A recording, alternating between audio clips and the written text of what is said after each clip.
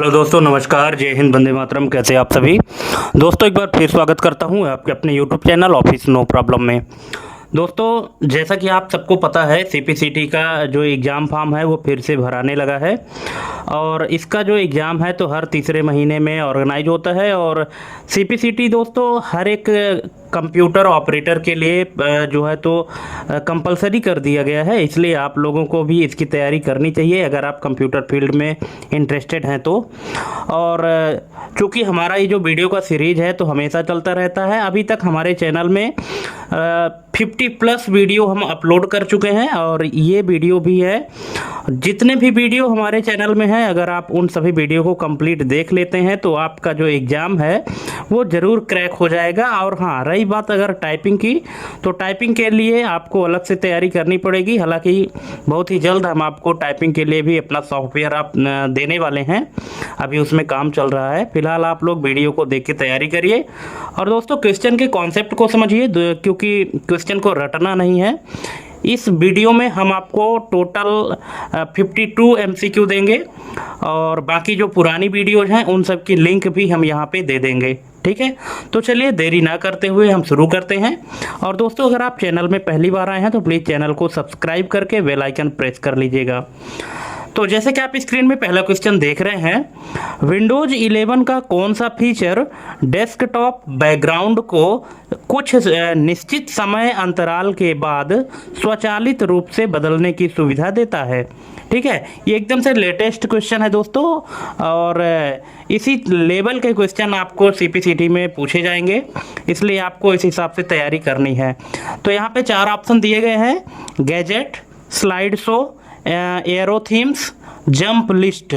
तो दोस्तों, इसका जो करेक्ट आंसर होगा तो क्या हो जाएगा? अगर आपको पता है तो आप कमेंट करिएगा, नहीं पता तो देख लीजिएगा। इसका करेक्ट आंसर हो जाएगा option number B, slide show. Slide show एक ऐसा फीचर होता है जो कि विंडोज 11 में डेस्कटॉप का बैकग्राउंड चेंज करने का काम आता है और वो ऑटोमेटिक चेंज होता है। उसके लिए क्या है कि एक टाइम ड्यूरेशन फिक्स कर दिया जाता है और उसी के माध्यम से ये चेंज होता जाता है। तो इस फीचर को स्लाइड शो कहते हैं।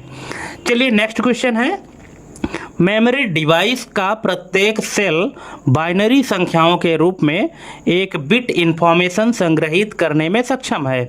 शब्द बिट का अर्थ क्या है? तो दोस्तों, शब्द बिट का जो अर्थ है वो है बाइनरी अंक। ऑप्शन नंबर सी इसका करेक्ट आंसर हो जाएगा, बाइनरी डिजिट। ठीक है, बाइनरी डिजिट को शॉर्ट में बिट कहा जाता है। ठीक है, चलिए नेक्स्ट क्वेश्चन है, यूनिवैक एक डॉट डॉट पीढ़ी का कंप्यूटर है। आप सबको पता होगा एनिएक और यूनिवैक, अगर आप लोगों ने पढ़ा होगा तो यूनिवैक जो है तो दोस्तों ये है फर्स्ट जनरेशन का। ठीक है, पहली पीढ़ी के कंप्यूटर हैं यूनिवैक। ठीक है, चलिए नेक्स्ट है, MS एक्सेल 2019 में dot dot function text string के वर्णों की संख्या प्रदान करता है।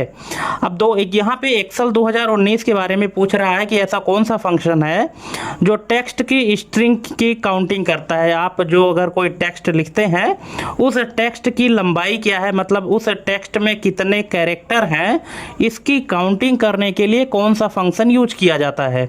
कॉन्कैटिनेट है, लेन है, फाइंड है या काउंट है? तो दोस्तों, इसका करेक्ट आंसर हो जाएगा ऑप्शन नंबर बी, लेन। लेन फंक्शन एक्चुअली क्या काउंट करता है? लेंथ काउंट करता है। ठीक है, किसी भी टेक्स्ट स्ट्रिंग की लेंथ काउंट करता है। और लेंथ में क्या काउंट करता है कि उस शब्द के अंदर कितने कैरेक्टर हैं। ठीक है, और जो कॉन्कैटिनेट होता है तो दोस्तों ये 2 शब्दों को जोड़ने का काम करता है। फाइंड फंक्शन किसी भी स्पेसिफिक नंबर या कैरेक्टर या किसी भी टेक्स्ट को ढूंढने का काम करता है। और काउंट फंक्शन सिर्फ काउंटिंग करता है। क्या काउंट करता है? नंबर काउंट करता है कि एक रेंज में कितने नंबर हैं, उन सब की काउंटिंग काउंट नाम का फंक्शन करता है। ठीक है, आई थिंक आपको समझ में आ गया होगा। अगर आपको कहीं भी कोई डाउट है तो आप कमेंट करके पूछ सकते हैं। चलिए नेक्स्ट क्वेश्चन है, ओपन ऑफिस राइटर में कौन सी फंक्शन कुंजी, स्टाइल और फॉर्मेटिंग डेटा के लिए उपयोग की जाती है? तो दोस्तों ये की जाती है ऑप्शन नंबर ए, F11। ऑप्शन नंबर ए इसका करेक्ट आंसर हो जाएगा। नेक्स्ट है, वेब पेजों को राइट करने के लिए इनमें से किस भाषा का उपयोग किया जाता है? जो वेब पेज हम डेवलप करते हैं, तो वेब पेज डेवलप करने के लिए, वेबसाइट डेवलप करने के लिए किस लैंग्वेज का उपयोग किया जाता है? तो यहाँ ऑप्शन है machine language, Fortran, HTML, COBOL. तो इसका करेक्ट आंसर हो जाएगा option number C, HTML, hyper text markup language. HTML का फुल फॉर्म होता है।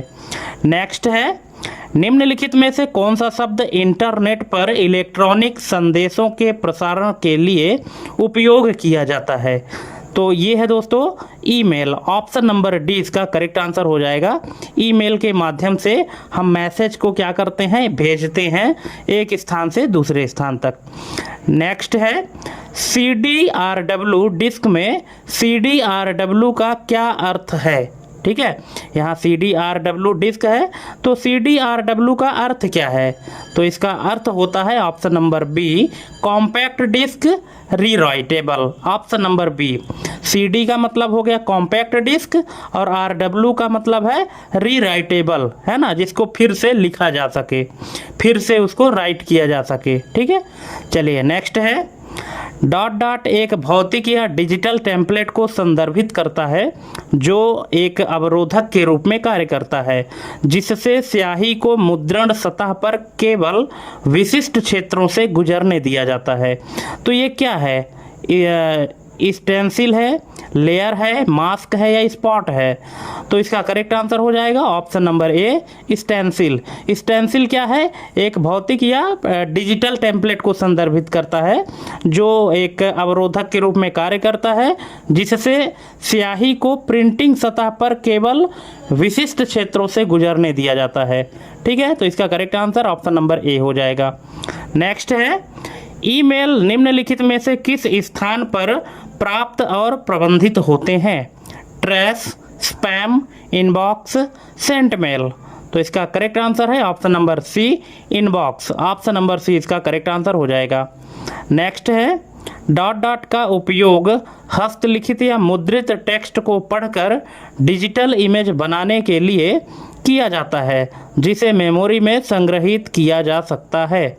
अब यहाँ पे 4 ऑप्शन दिया गया है कि ऐसा ये कौन सा इनमें से ऑप्शन सही होगा कि जिसका उपयोग करके हम किसी भी प्रिंटेड टेक्स्ट या हस्तलिखित टेक्स्ट को डिजिटल रूप में कन्वर्ट करते हैं। तो इसका करेक्ट आंसर हो जाएगा scanner. Option number B, scanner के माध्यम से हम किसी भी प्रिंटेड टेक्स्ट को स्कैन करते हैं और उसको डिजिटल रूप में हम कन्वर्ट करते हैं। नेक्स्ट है, निम्नलिखित में से कौन सा टेक्स्ट जैसे संपर्क जानकारी या पसंदीदा उद्धरण जीमेल संदेशों के अंत में फुटर के रूप में स्वचालित रूप से जुड़ जाता है? तो इसका करेक्ट आंसर है option number A, signature. Option number A. Next है, गूगल डॉक्स विशेष वर्ण का एक बड़ा संग्रह प्रदान करता है। गूगल डॉक्स में विशेष वर्ण इंसर्ट करने के लिए निम्नलिखित में से किस विकल्प का उपयोग किया जाता है? तो ये किया जाता है insert. Option number D. Next है, निम्नलिखित में से कौन सी एक लोकप्रिय इंटरनेट संदेश सेवा है जिसका उपयोग दुनिया भर में टेक्स्ट मैसेज, फ़ोन कॉल आदि के विकल्प के रूप में किया जाता है? तो इसका करेक्ट आंसर हो जाएगा WhatsApp. Option number B. Next है, यूबंटू लिनक्स में सॉफ्टवेयर फाइंड और इंस्टॉल करने का सबसे आसान और सुविधाजनक तरीका कौन सा है? तो ये है Ubuntu software centre. Option number A. Next, प्रसारण के लिए वाईफाई रेडियो द्वारा उपयोग की जाने वाली आवृत्ति क्या होती है?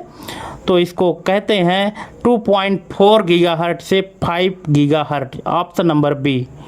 नेक्स्ट है, एक मित्र के साथ तत्काल वास्तविक समय संचार हेतु आप क्या उपयोग करेंगे? ठीक है, क्वेश्चन है कि एक मित्र के साथ तत्काल वास्तविक समय संचार हेतु आप क्या उपयोग करेंगे? ईमेल, यूजनेट, इंस्टेंट मैसेजिंग या ब्लॉग? तो इसका करेक्ट आंसर है instant messaging. Option number C. Next है, संदेश की प्रामाणिकता को चिन्हित करने का सबसे आसान तरीका इसकी डॉट डॉट की गणना करना है। तो ये क्या है? ये है checksum. Option number A. Next, impact और नॉन इम्पैक्ट प्रिंटरों में क्या अंतर है? तो ये है option number B. Impact printer paper के साथ प्रत्यक्ष भौतिक संपर्क बनाते हैं। नेक्स्ट है, आपका लैपटॉप चालू होता है लेकिन स्क्रीन पर कोई इमेज नहीं दिखाता। कुछ सेकंड बाद यह अपने आप बंद हो जाता है, फिर बार बार चालू और बंद होता रहता है। समस्या क्या हो सकती है? अब इस सिचुएशन को आप ध्यान से पढ़िए और फिर इस सिचुएशन के अकॉर्डिंग आप ऑप्शन सेलेक्ट करिए कि कौन सा ऑप्शन सही होगा। प्रिंटर की खराबी, ईथरनेट कार्ड की खराबी, साउंड कार्ड की खराबी या खराब पावर सप्लाई। तो इसका करेक्ट आंसर है ऑप्शन नंबर डी, खराब पावर सप्लाई। नेक्स्ट है, निम्न में से किस प्रकार की मेमोरी पदानुक्रम यानी हायरार्की में शीर्ष पर आती है यानी टॉप पर आती है और सीपीयू को डेटा एक्सेस करने हेतु सबसे तेज तरीका प्रदान करती है? तो ये है register memory, option number B. Next है, एमएस वर्ड 2019 में टेबल पर रीसाइज आइकन टेबल के डॉट डॉट कोने पर क्या दिखाई देता है? तो यह दिखाई देता है निचले दाएं पर, ऑप्शन नंबर सी इसका करेक्ट आंसर हो जाएगा। नेक्स्ट है, एमएस वर्ड में बैक स्पेस कुंजी को दबाने पर इंसर्ट पॉइंट के डॉट डॉट का वर्ण तुरंत डिलीट हो जाता है। तो जो इंसर्ट पॉइंट है तो उसके किस साइड का डेटा डिलीट होता है? बाएं, दाएं, नीचे, ऊपर? तो ये है बाएं यानी लेफ़्ट साइड। अगर आप बैक स्पेस बटन दबाते हैं तो पॉइंटर के लेफ़्ट साइड का डेटा डिलीट होता है। नेक्स्ट है, किस ई गवर्नेंस मॉडल में सूचना को आईसीटी और अभिसारी मीडिया के उपयोग के माध्यम से व्यापक सार्वजनिक डोमेन में प्रेषित किया जाता है? तो ये है broadcasting model, option number B. Next है, निम्नलिखित में से कौन सा ई गवर्नेंस में तुलनात्मक विश्लेषण मॉडल का एक उदाहरण है? तो ये है दोस्तों मुख्य प्रदर्शन संकेतक प्रदर्शित करने वाले डैशबोर्ड, ऑप्शन नंबर ए इसका करेक्ट आंसर हो जाएगा। नेक्स्ट है, डॉट डॉट दो व्यावसायिक भागीदारों के बीच खरीद आदेश और चालान जैसे मानक व्यापार दस्तावेजों के बीच सीधा कंप्यूटर टू कंप्यूटर एक्सचेंज है। तो इस एक्सचेंज को क्या कहते हैं? तो ये है electronic data interchange, option number C इसका करेक्ट आंसर हो जाएगा। कभी कभी दोस्तों इसको शॉर्ट में ईडीआई भी कह देते हैं, इलेक्ट्रॉनिक डेटा इंटरचेंज। नेक्स्ट है, एमएस वर्ड 2019 में निम्न में से कौन सी एक मान्य या वैध फॉन्ट शैली नहीं है? इटैलिक, बोल्ड, नॉन रेगुलर या रेगुलर? तो ये है non regular, option number C. Next, Windows 10 system में खुली ऐप्स के बीच स्विच करने के लिए निम्न में से कौन से कीबोर्ड शॉर्टकट का उपयोग किया जाता है? तो ये है alt plus tab, option number B. Next है, माइक्रोसॉफ्ट स्पार्टन ब्राउज़र को 2015 की शुरुआत में जारी डॉट डॉट के पहले तकनीकी बिल्ड में शामिल किया गया था। तो ये है ऑप्शन नंबर सी, विंडोज़ 10। ठीक है, मतलब माइक्रोसॉफ्ट स्पार्टन ब्राउज़र को 2015 की शुरुआत में जारी विंडोज़ 10 के पहले तकनीकी बिल्ड में शामिल किया गया था। नेक्स्ट है, .cpp एक्सटेंशन वाली फाइल निम्नलिखित में से किस प्रोग्रामिंग भाषा से संबंधित है? तो ये है C++, option number A. Next है, एडोब फ्रेम मेकर डॉक्यूमेंट में निम्न में से किस एक्सटेंशन का उपयोग किया जाता है?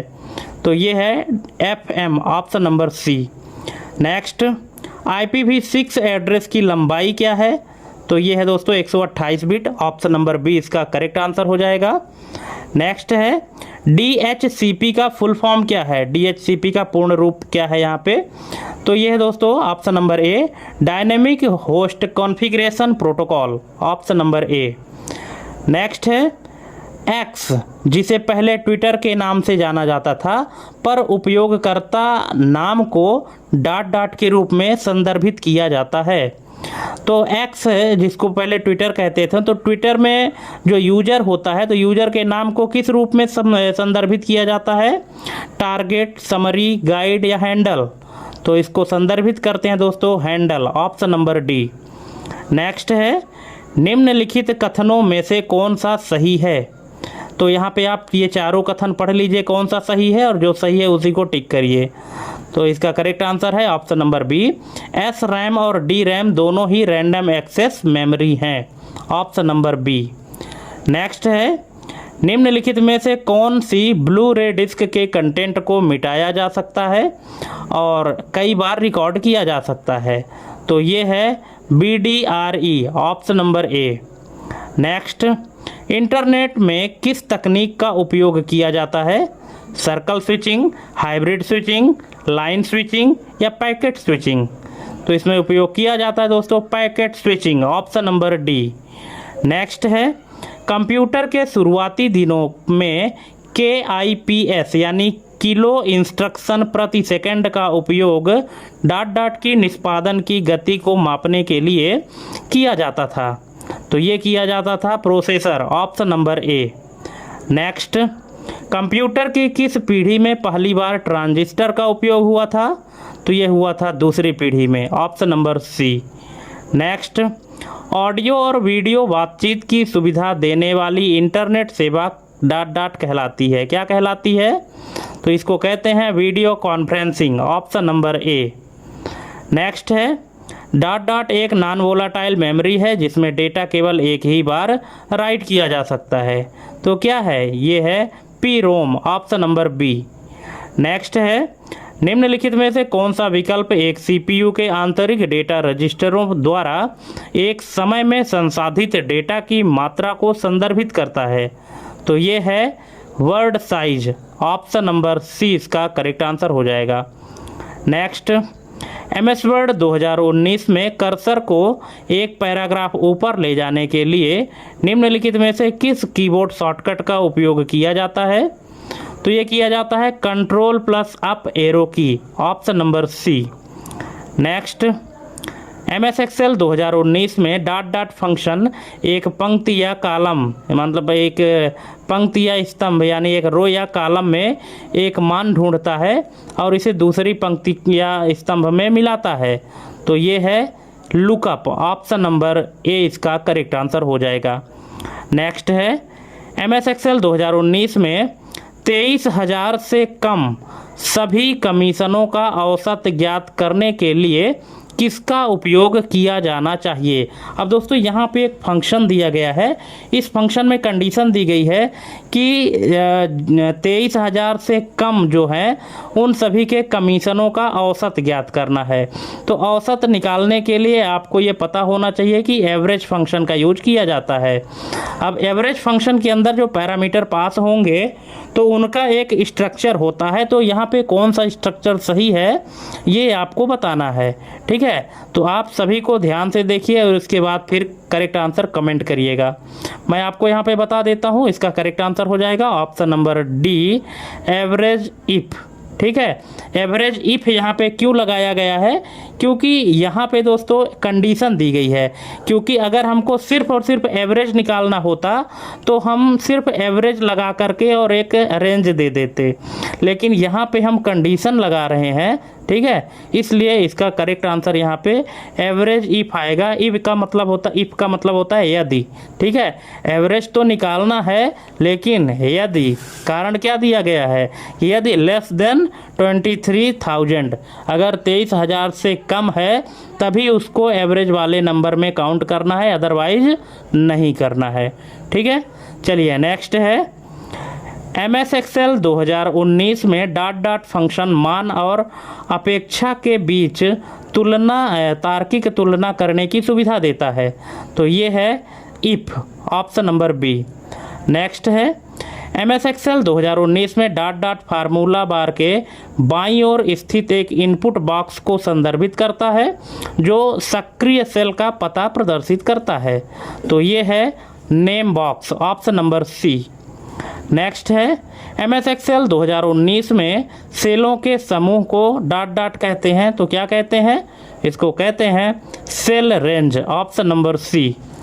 नेक्स्ट, MS Excel 2019 में मैक्रो रिकॉर्ड करने के लिए निम्नलिखित में से किस विकल्प का उपयोग किया जाता है? तो ये करते हैं डेवलपर के बाद record macro, option number A. Next है, MS Excel 2019 में चयनित कॉलम के डेटा को आरोही क्रम में सॉर्ट करता है। आरोही यानी होता है दोस्तों असेंडिंग ऑर्डर, ठीक है, बढ़ते क्रम में। तो इसमें से कौन सा है जो कि डेटा को असेंडिंग ऑर्डर में सेट करेगा? तो ये है option number C, sort A to Z, ठीक है, ऑप्शन नंबर सी। नेक्स्ट है MS Excel 2019 में जब आप क्षैतिज रूप से स्क्रॉल करते हैं तो डॉट डॉट सबसे बाएं कॉलम को दृश्यमान रखेगा। तो ये है freeze first column, option number B. Next है निम्नलिखित में से कौन सा विकल्प आपको MS Excel 2019 में तालिका का आकार बदलने में सक्षम करेगा, यानी टेबल का जो आकार है, टेबल की जो साइज है उसको बदलने में, रिसाइज करने में कौन सा एक मदद करेगा? तो ये है टेबल डिजाइन, और टेबल डिजाइन के बाद resize table, option number D इसका करेक्ट आंसर हो जाएगा, ठीक है। तो दोस्तों यहाँ पे हमने अभी सिर्फ आपके लिए टोटल 52 MCQ रखा हुआ है, और इन 52 MCQ को आप देखिए और इसके बाद फिर आपकी क्या राय है, आप इसमें और क्या चाहते हैं, आप लोग कमेंट करके ज़रूर बताइएगा, और ये भी बताइएगा कि हमारा ये वीडियो का आपको कैसा लगा, ठीक है।